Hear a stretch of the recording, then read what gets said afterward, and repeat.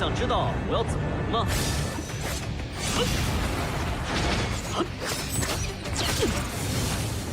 赢了。别杀了，100两！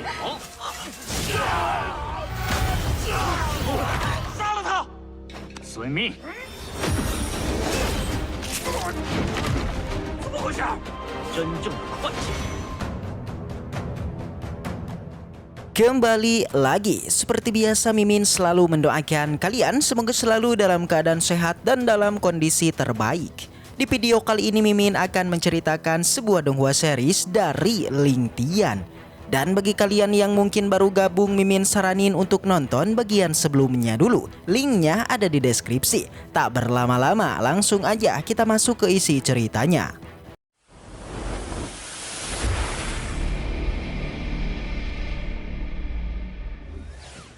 Cerita kembali dilanjutkan dengan memperlihatkan Lingtian bersama dengan Cutong yang kini mendatangi Aula Bintang.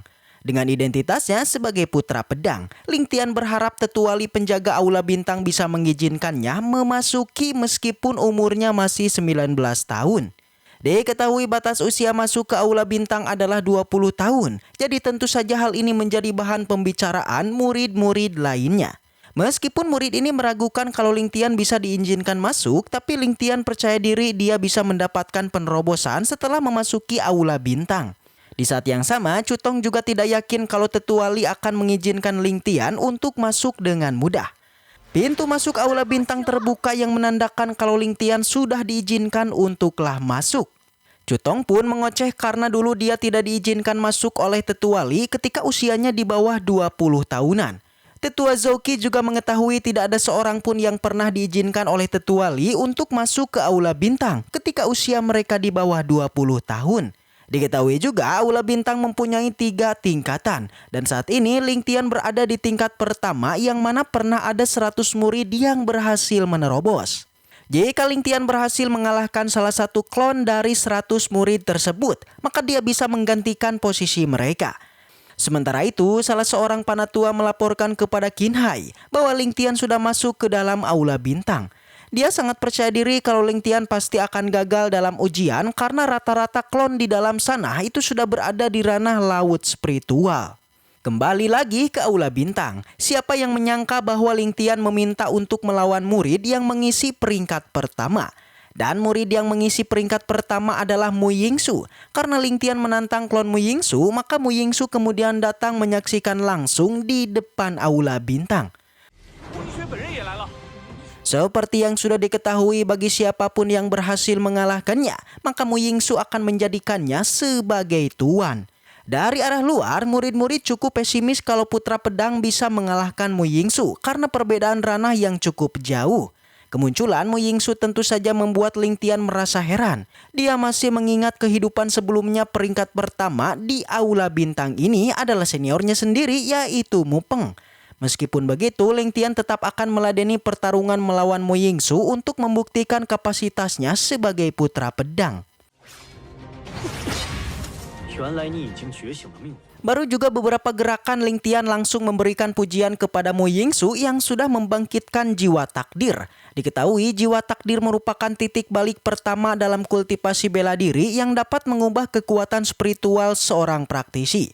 Meskipun bakat putra pedang Lingtian luar biasa, tapi menghadapi Mu Yingsu yang sudah membangkitkan jiwa takdir sepertinya tidak akan mudah. Di saat yang sama, Qinhai merasa senang karena Lingtian pasti akan kalah jika dia melawan Mu Yingsu. Di tengah pertarungan langkah Lingtian menggunakan api kekacauan pada pedangnya. Tapi ternyata hal tersebut belumlah cukup untuk melawan pedang es milik Mu Yingsu. Di sana Mu Yingsu kemudian melakukan serangan kuat ke arah Lingtian yang membuatnya berpikir Lingtian sudahlah tamat. Saking pedenya, bahkan Mu Yingsu berniat meninggalkan Aula Bintang dan meminta Lingtian untuk datang 2 tahun lagi bertarung dengan dirinya. Tapi semua orang dibuat kaget karena Lingtian mengeluarkan teknik pedang penopang langit untuk menghalau serangan itu.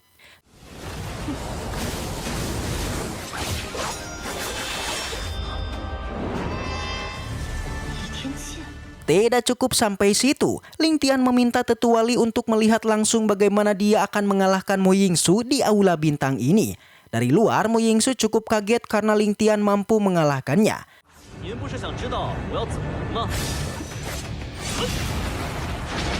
不想见天。 Setelah mengalahkan Mu Yingsu, Ling Tian mendapat pedang bayangan dari Tetuali. Ternyata, sebelum melakukan pertarungan ini, Ling Tian dan Tetuali sudah melakukan taruhan di mana Ling Tian meminta pedang bayangan jika dia berhasil mengalahkan Mu Yingsu. Meskipun pedang bayangan merupakan pedang bagus, tapi Tetuali menjelaskan masih ada pedang yang lebih bagus di dalam sekte pedang. Pedang yang lebih bagus tersebut pada saat ini berada di pemakaman pedang sekte. Jika memang Ling Tian menginginkan pedang tersebut, maka dia harus naik ke tingkat kedua Aula Bintang ini. Dan jika berhasil mengalahkan klon di tingkat kedua, Tetuali akan mengizinkan Ling Tian memasuki makam pedang. Akan tetapi dengan kerendahan hati, Ling Tian tidak bisa naik ke lantai kedua karena menurutnya kekuatannya belumlah cukup. Setelah Ling Tian keluar dari Aula Bintang, dia langsung disambut oleh murid-murid sekte pedang. Sementara itu, Qin Hai sangat marah karena dia harus menerima kegagalan ketika hendak mencelakai Ling Tian. Beberapa orang murid mulai bergosip kalau Ling Tian sengaja memasuki Aula Bintang hari ini hanya untuk melawan Mu Yingsu. Mereka menganggap putra pedang nomor 1 memang sangat cocok menjadi pasangan dari wanita tercantik di sekte pedang. Cutong langsung memberikan selamat kepada Ling Tian. Ternyata ucapan selamat ini dimaksudkan karena Mu Yingsu akan menjadi pengikut bagi siapapun yang berhasil mengalahkan klon dirinya. Mu Yingsu kemudian tidak ragu langsung berlutut karena hari ini Ling Tian secara resmi menjadi tuannya. Akan tetapi sesuatu yang mengejutkan terjadi, di mana tanpa disangka-sangka Ling Tian malah menolaknya. Namun Mu Yingsu tidak menyerah, dia bilang jika Ling Tian tidak butuh pelayan, dirinya rela untuk jadi wanitanya. Lagi-lagi Ling Tian sama sekali tidaklah menghiraukannya dan menolaknya sembari berjalan pergi. Sontak aja tindakannya ini membuat semua orang tidak percaya, yang bahkan Cutong sendiri tidak menyangka kalau juniornya ini malahan menolak seorang wanita cantik. Kembali Mu Yingsu pun bergerak menghentikan Ling Tian menanyakan alasan kenapa menolaknya. Dengan tegas Ling Tian pun menyatakan kalau dirinya sudah memiliki seorang wanita yang dicintai.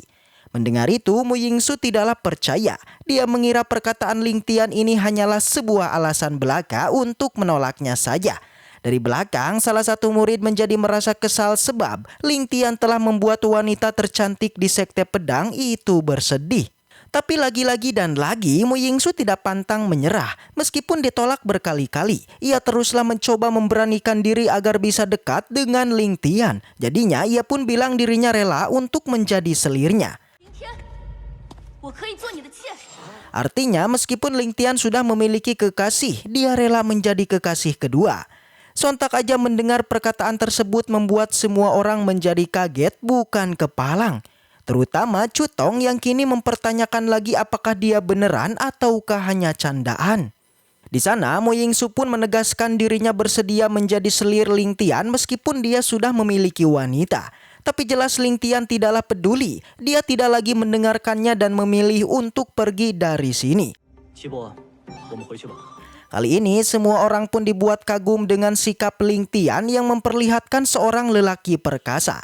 Singkat cerita, Mu Yingsu tidaklah menyerah dan dia pun mendatangi puncak putra pedang.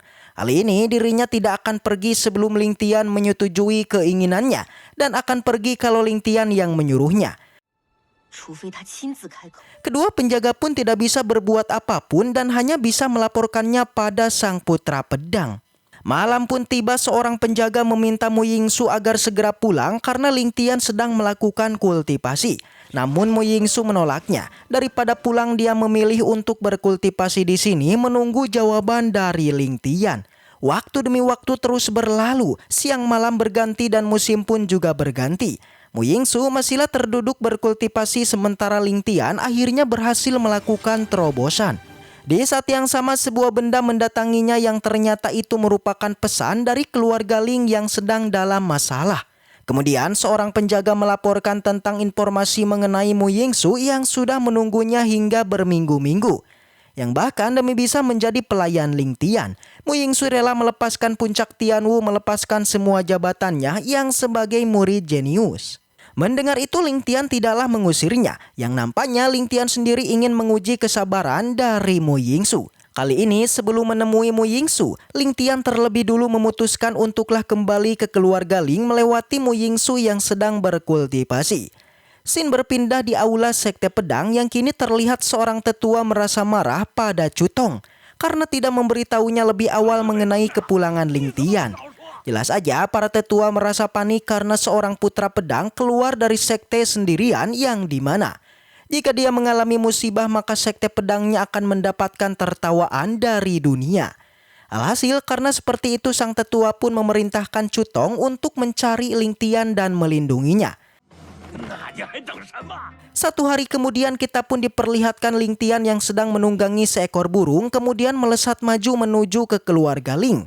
Di perjalanan tiba-tiba dia pun mencium aroma darah dan langsung turun untuk melihatnya.